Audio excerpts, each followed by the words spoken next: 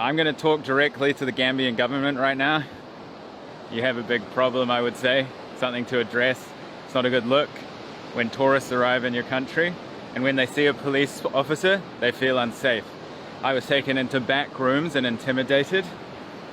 It wasn't necessarily too scary, as this has happened to me in much more dangerous countries. I've been interrogated in countries like Haiti and Libya by secret police and things, so, you know, it is always a bit unnerving to get taken into a back room by a police officer, but at the end of the day I knew everything would be okay, and I knew what he wanted.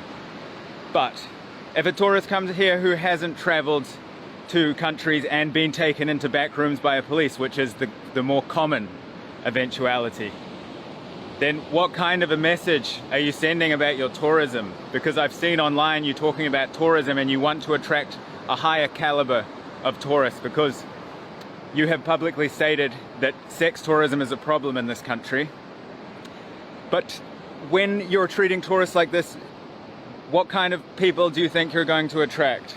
You know, do you think that people that get stopped by police officers and when they see a police officer they feel unsafe, and when they deal with locals and locals give you tips about the police, you've got a big problem. If you want your tourism sector to boom and not fall into disrepair, sort it out. Like, honestly, like, I'm not normally this matter of fact about, you know, things towards governments, but this is just like, it's inexcusable, and there's no argument you could possibly make as to how every single police officer that we came along within 5 kilometers of the border either asked for a bribe, and when we turned them down they said okay, or basically forced a bribe out of us.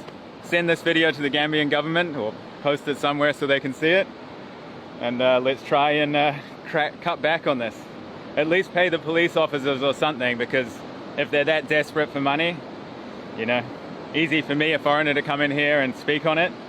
You know, I know that these people are facing hardships and they got to do what they got to do to feed their family. But it seems like it's a systemic problem, because I saw police officers sending out other people to get bribes and then bringing it back and literally handing it to the supervisor of the police. So this is a systemic, rigged, bribing empire. I'm gonna leave the video there, and in case I don't see you.